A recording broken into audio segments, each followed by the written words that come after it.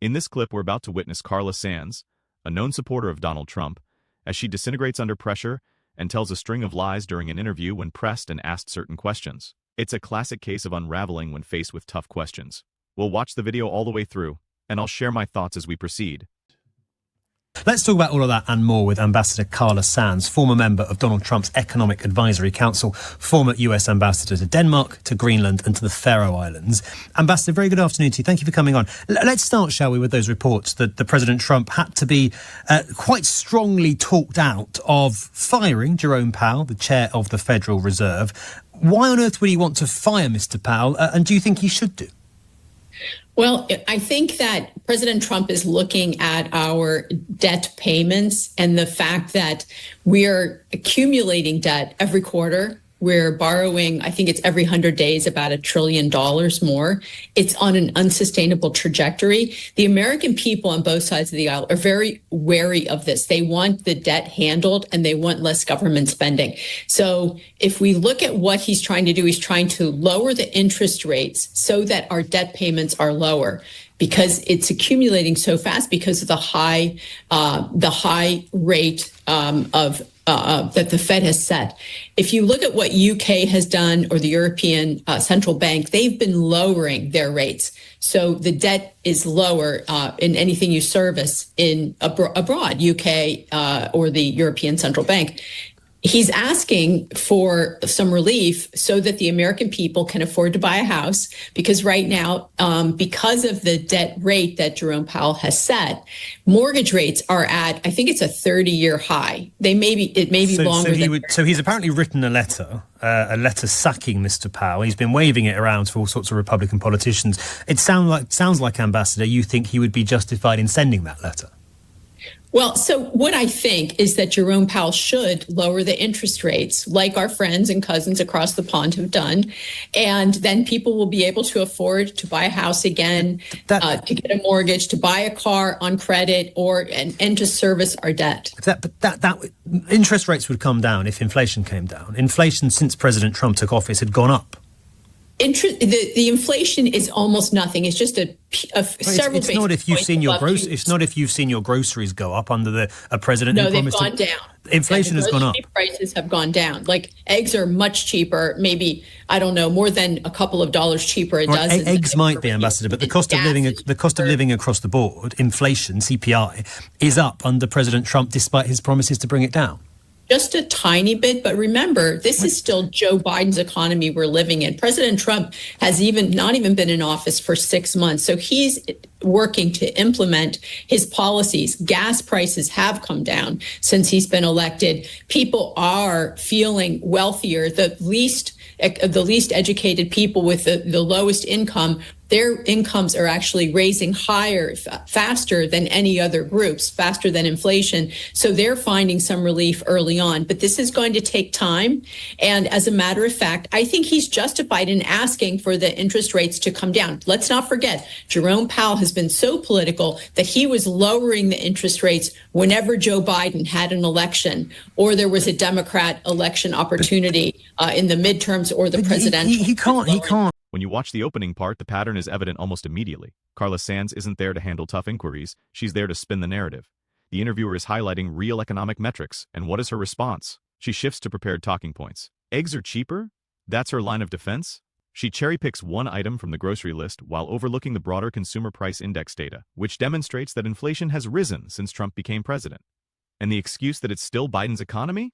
That's a classic evasion. It's the typical tactic supporters of any administration employ when reality clashes with campaign pledges. Then there's the false portrayal of Jerome Powell as a partisan figure allegedly reducing rates for Democrats and penalizing Republicans. No proof given, just an implied accusation, because it aligns with the narrative. The issue here isn't about clarifying policy. It's about diverting attention from the fact that Trump's economic outcomes thus far don't align with the promises made. You can't put all the blame and the burden on Joe Biden. Since Donald Trump took office, inflation is up, unemployment is up, and growth is down. For the first few months, economically, it's been a disaster. So it hasn't been a disaster. As a matter of fact, billions of dollars have come into the United States because of the tariffs.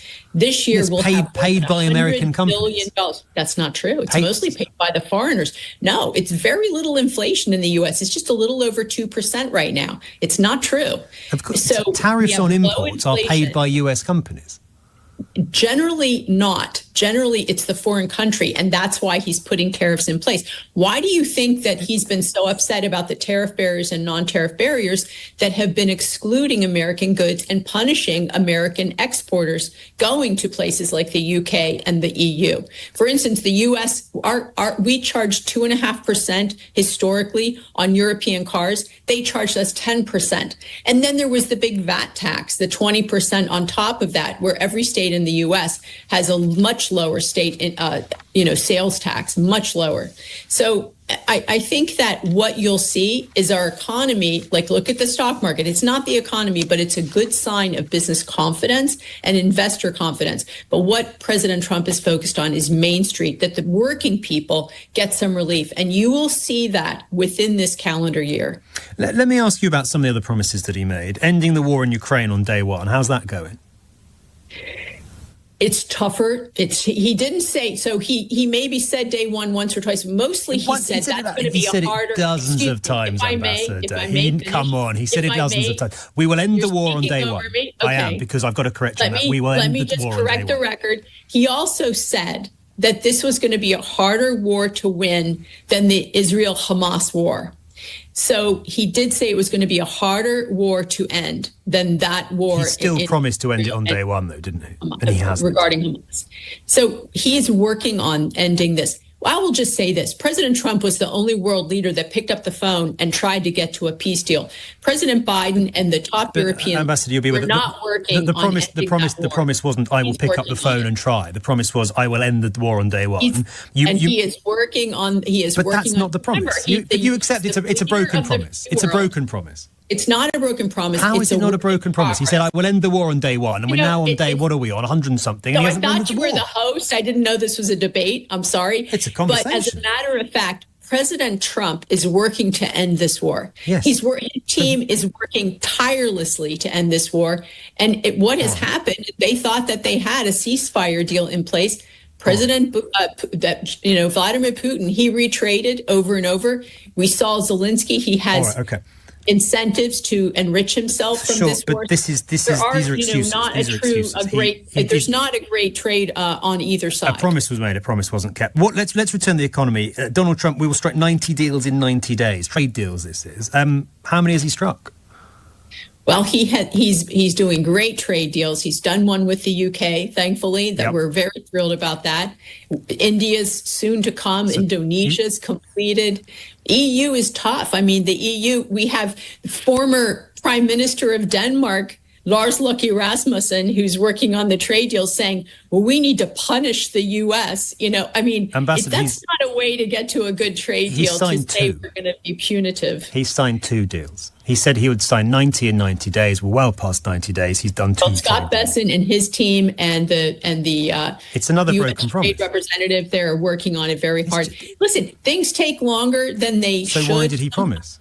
But the good news is it's a work in progress. Rather than attack what hasn't gotten accomplished yet, even though it's in the works, I wish that the UK would work on doing some of the things that President Trump is doing, following his lead of bringing down the cost for the people of the UK, bringing down the cost of energy, the cost of food. When I look and see that you've lost GDP in the last year, that actually the UK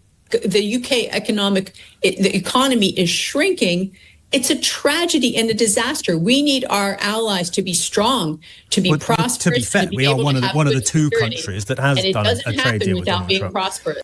This passage reads like a highlight reel of deflection straight out of the Trump playbook. When it comes to tariffs, Sands restates the inaccurate assertion that foreign countries pay them, which is dismissed by even the most basic understanding of economics. In reality, tariffs act as a tax, and the burden largely falls on American companies and shoppers. Trying to convince people otherwise is just theatrical politics. Then there's the promise to end the war on day one, where Sands seems to invent a new narrative on the fly. It's not just avoiding the truth, it's rewriting it. Trump said this numerous times. It wasn't a slip-up but a clear campaign promise. And when that promise crashes into reality, His defenders shift from "we'll achieve it" to "we're working on it."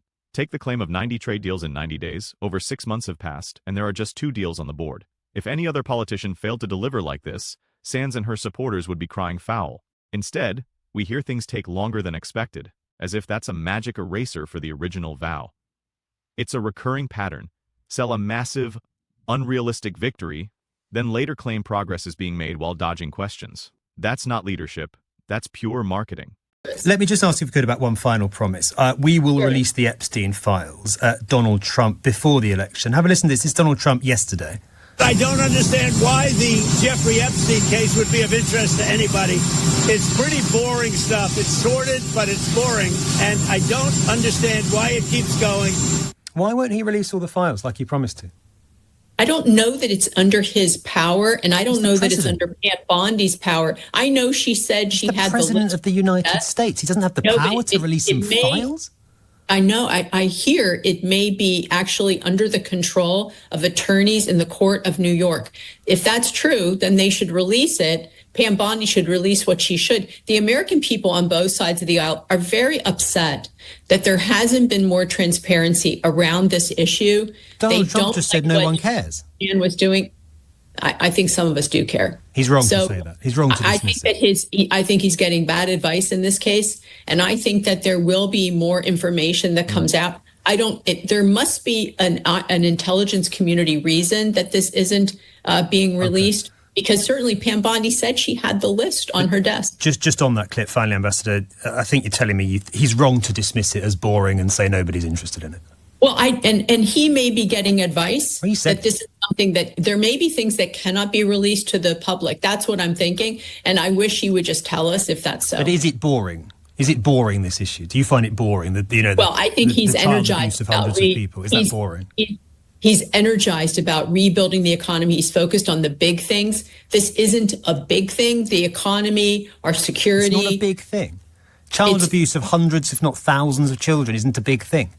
If you look at the country as a whole of people being safe, being prosperous, it is not the main thing. No. And the president has only potentially so much thousands of children. I can't believe this, Ambassador. Because it's potentially only thousands of children that were abused by a prolific, notorious sex offender. It's not a big deal for most people. Listen, these were young women. Do you realise how offensive that is to those to his victims? We're offended. No, women and men do not like this story at all. But as a matter of fact, it is, I'm sorry to say this, it's a distraction from the main thing, keeping the country safe, making sure that the country is economically successful, bringing together the whole of government for our country. It is a distraction. His victims' calls for justice, his victims' demands that the public is made aware of who was helping Epstein cover up his crimes is a distraction. Seriously. Listen, I agree with you. I think that there should be whatever can be disclosed should be disclosed. However, I will say this. It is a distraction from the main thing. The U.S. president should never have to say another word about this. Well, he wouldn't if he released the file. He has the whole country and literally the world on his shoulders. All right. This ending is jaw-dropping, and not in the way Sands probably thinks. The mental gymnastics required to frame the release of Epstein's files as a distraction from the main thing is staggering. We're talking about crimes against children, possible complicity from powerful people, and the public's right to know who those people are. And yet here she is, trying to spin it as some sort of side issue while defending Trump's dismissive nobody cares comment. That's not leadership. That's moral evasion. If you can't condemn covering up for predators without caveats, you've already lost the argument, and the audience's trust. From the start of this interview to the finish, Sands' role has been clear, deny, deflect, and distract. Whether it's tariffs, day one promises, trade deals, or Epstein's files, the goal isn't to inform, it's to protect Trump at all costs, even when that means contradicting reality in real time. So here's the takeaway. The interviewer didn't have to corner Sands with tricks or traps. All they had to do was quote Trump's own words back to her, and she tied herself in knots trying to explain them away. It's the inevitable problem when you spend your career defending the indefensible. Eventually, the talking points stop matching the facts and all you have left is spin. Let me know what you think in the comments. Was this a car crash interview for Carla Sands, or did she manage to convince anyone? Drop your thoughts below, hit that like button, and subscribe so you don't miss the next breakdown.